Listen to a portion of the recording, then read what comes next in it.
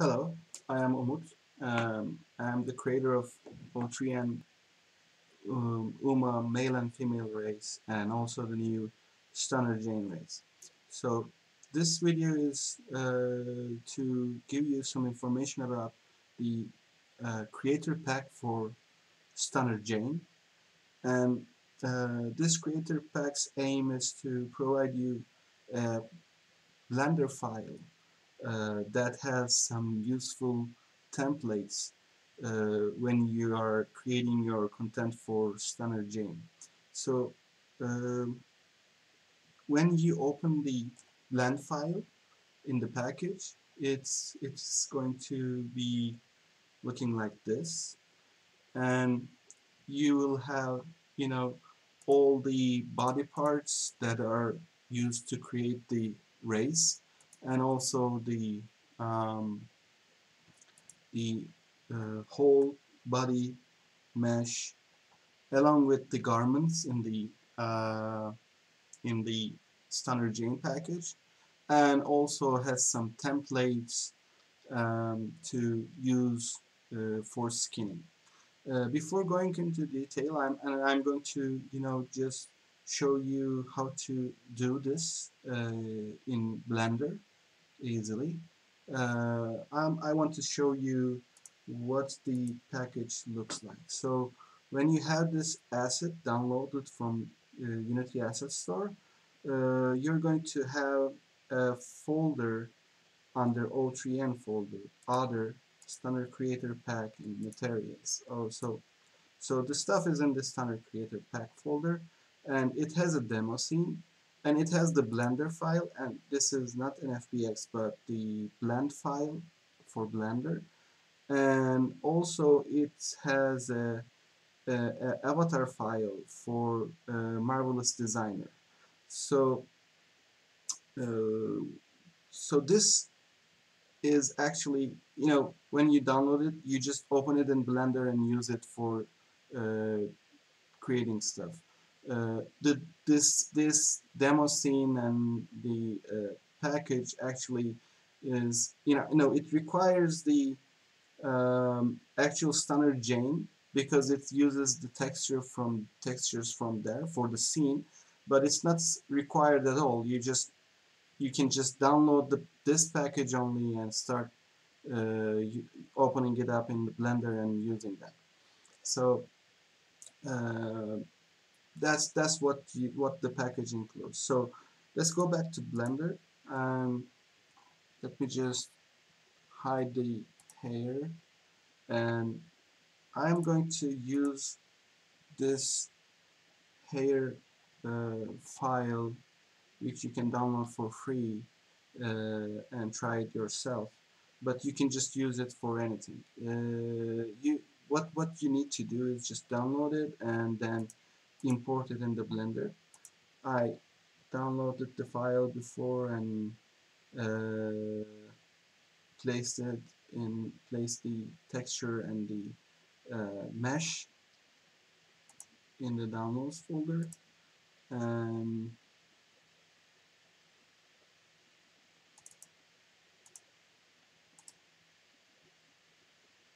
so when you download something or import something to this scene, you will see sometimes it's, way bigger than our model, so it's not visible at first.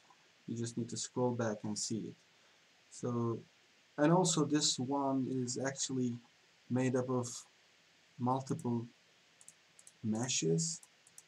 For this purpose, I'm just going to join this into one mesh by hitting Ctrl and J. So now this is a single mesh, and let's see, it has a material, and if we go in here, we'll see that it has a let me show you like this. So it has a UV mapping. It already has a UV, so it has its textures also. I've downloaded them.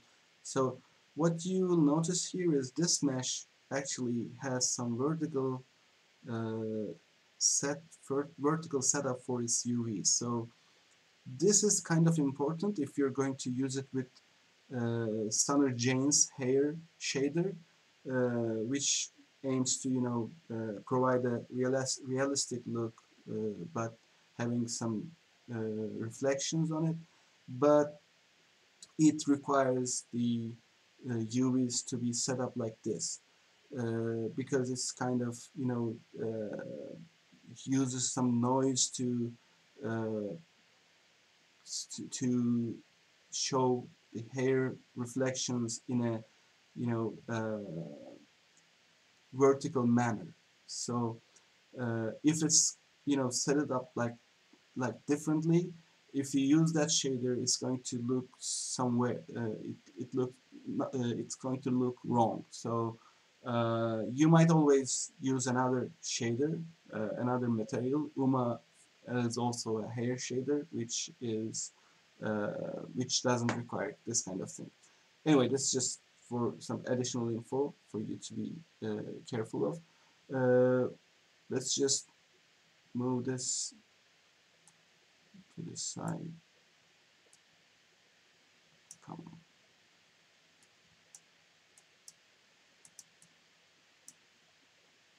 Anyway, I'll just leave it like that for now. So well, so we need to scale it down.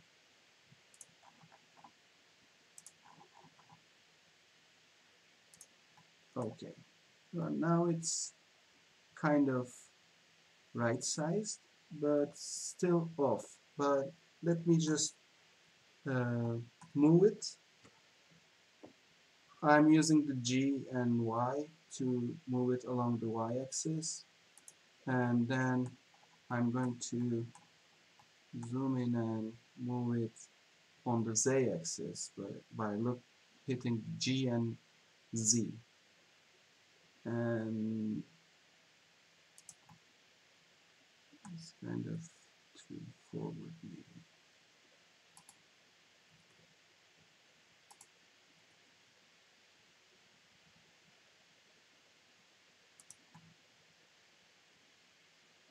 Okay, let's remove armature from visual so we can see it better. I guess it's kind of okayish. Maybe a little bit smaller.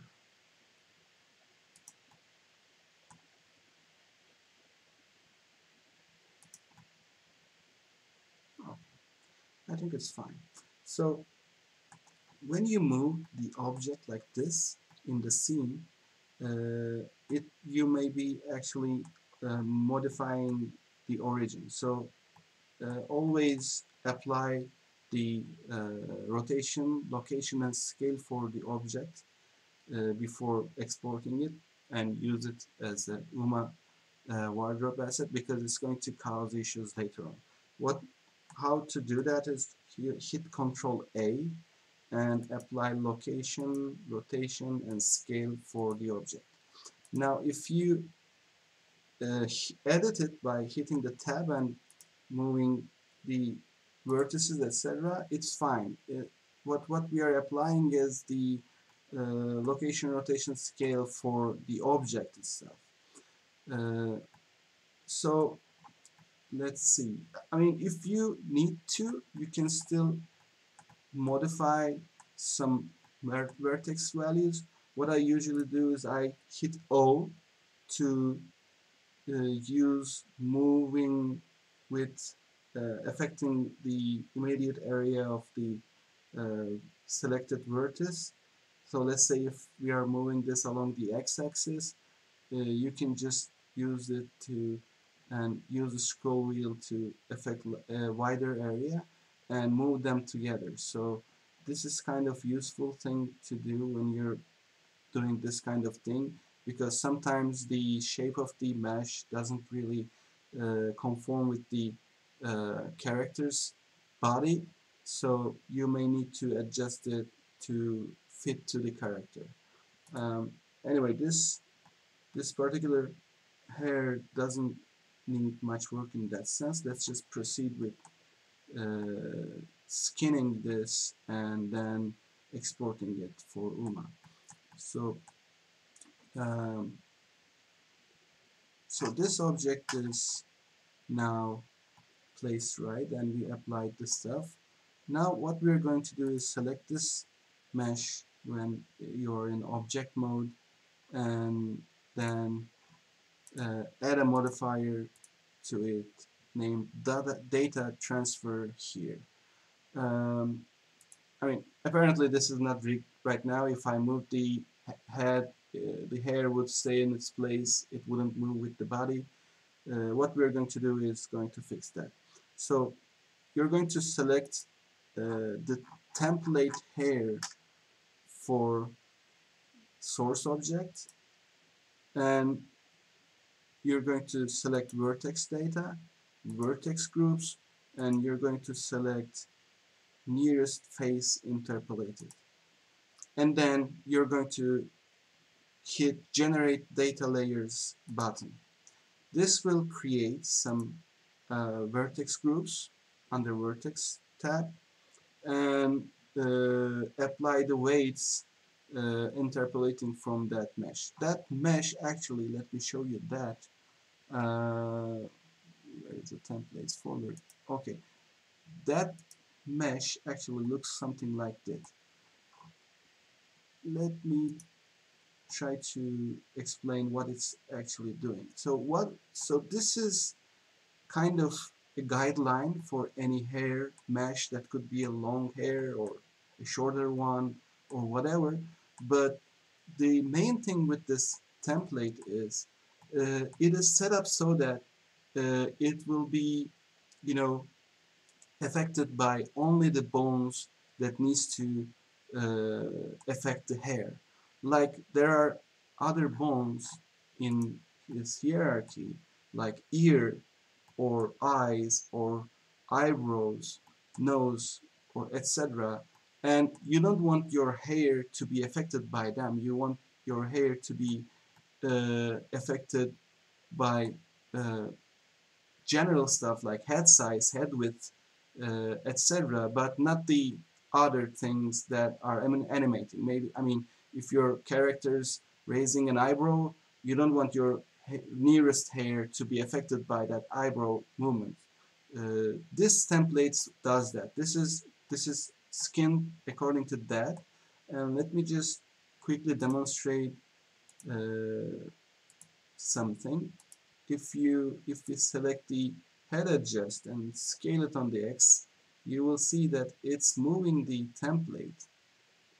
But if you move this, scale this, it won't affect the head template. So making your ear bigger in your DNA shouldn't actually uh, affect your hair. Maybe your ear will pop out of hair, but it won't be pushing the hair uh, in a bulb here in an unwanted way. So after that brief description, let's go back to our hair. Let's remove this template from scene, and now uh, we have actually uh, transported the weights from the template to the hair, but we don't have this hair as the child of the armature yet. So what you're going to do is select the mesh, then select the armature, and in the scene hit Ctrl P, and it will give you a menu. You will need to select the with empty groups option. So this actually makes the hair child of the armature, and it's now affected by its movements. The last thing before proceeding, you need to apply this data transfer uh, by hitting apply button here. Now we can see that we have some vertex groups here, um, and it's already rigged to the armature. So let's just quickly test that. If I go to pose mode and select the neck and rotate neck along the z-axis, you will see that now the hair is moving with the head now. So when the hair is long, you want that part will be, I mean, to not to move much in the bottom and move with the head on the top. So let's again rotate this along z-axis. So if you can see that the bottom of the hair doesn't move that much. You can actually, tweak some more if you would like to, but most of the time uh, it's just it's just okay with the simple transferring of the weights from the template. So we are actually almost done here. What you want to do is select the uh, hair mesh and then armature mesh. Oh, you need to be in the object mode. So select the mesh and armature and export FBX. So when I do this, uh, I use, I already saved my UMA export settings. What I do is I use these values for the options, and selected object is what you want to tick first, because you don't want to export everything, you just want to export what you have selected, and then export it. When it's done exporting, we're going to import it into the uh, scene, and we're going to create a asset out of it. So let's just find the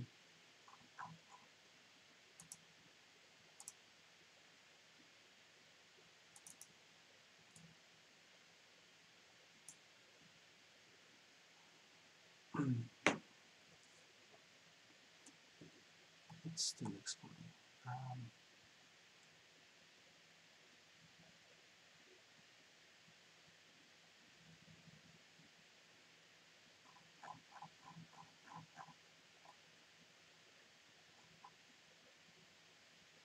Okay, I guess it's done. Um,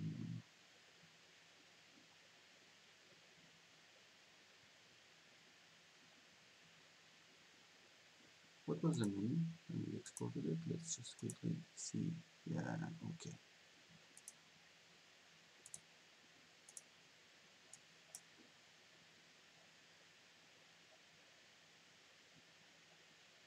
Okay, this is one. So we want to, let's go back to our pack, and I'm just going to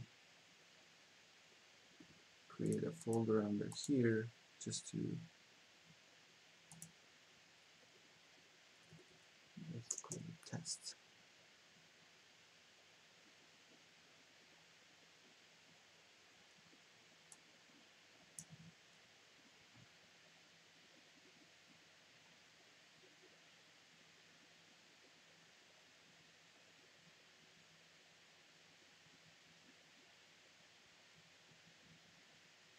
Okay, when it's imported, we can see that our hair meshes here and the armature is, and nothing else. We are not going to directly use this. We are going to use the slot builder. It's again under UMA's menu, slot builder, and we're going to use this to create the uh, asset for it. So I'm just going to use this folder for the slot, and I'm going to use this mesh for the slot mesh. You don't need to set anything here. This is used for if you're building a piece for like a body, you want that edge of that piece to follow the normals of the actual mesh. So you will have a full body mesh here and the piece of body mesh here. It's useful if you're creating the uh, the race bodies usually. It's not much use for creating content for that race. Uh, so the UMA material I'm going to use it is for the hair material I am using. set the ST hair fade material, and let's name it ST female test hair. And let's just quickly verify the slots. Okay, it's warning for something, but UV should be okay. Let's just try it. Okay, what I could have done is, let me actually do that. Um, let's wait for it to finish. Uh, there are options here to create the overlay and recipe also for in additional to the slot it's creating. And this terminology might be a little intimidating at first, but it's just Uma's way of categorizing stuff. So I'm just going to go over them briefly soon. So let's just create them all, and let's create the slot. So it's going to create these assets in that folder, and let me actually fire up the demo scene so when we are done we can see what's happening in the scene with the new hair in the scene.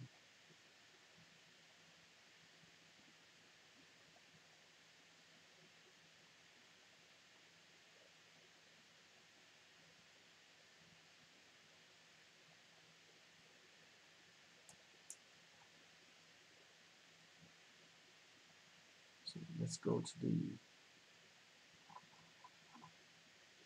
demo scene. Okay, so let's go back to our test folder. So okay, here is the created files with our slot building process. So this is our recipe, and our recipe uh, sometimes it's loading up slow. So okay, so currently it has no race set. So let's just first do that. Drag race is compatible with this recipe. So if you click here, it's going to open a window, and we select the our race, standard race from here.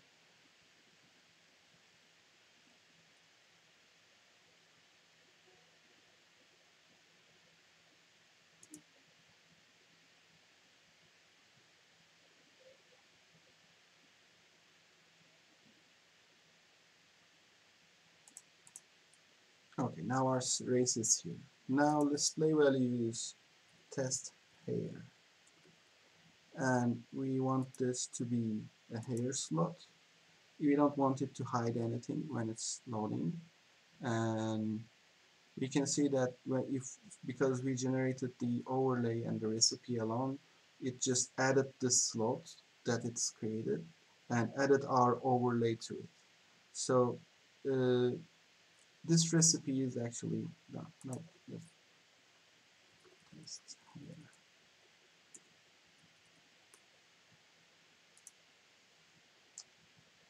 So we need to uh, slightly modify the overlay too. Um, actually, it's kind of slow because of this UMA editor scripts probably, and I kind of find it working faster if you have a running scene. It's weird, but it's a workaround that works for me. Maybe you don't have that issue at all. I don't know. So let me just run the scene so I'll have to get to work faster.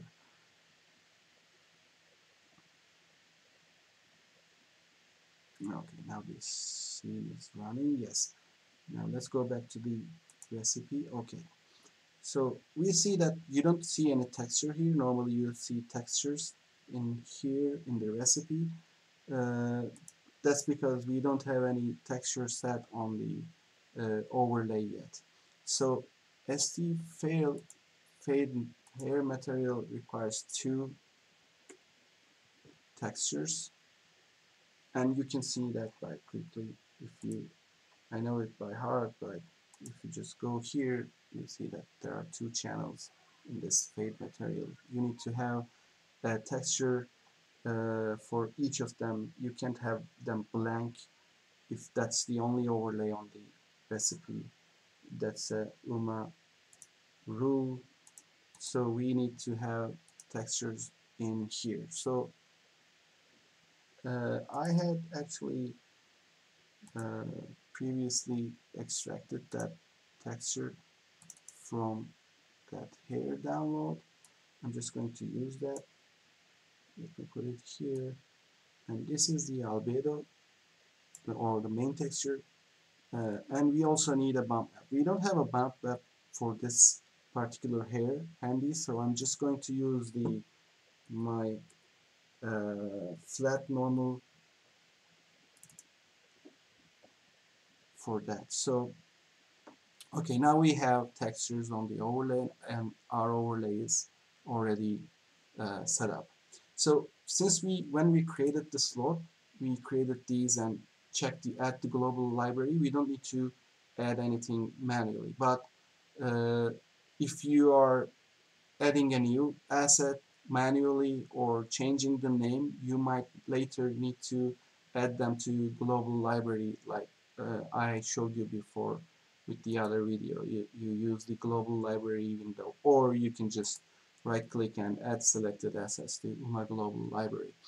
But we don't need to do that for this one because we already have done that as part of the slot building process. So let me restart the scene. Now we should be seeing the hair added.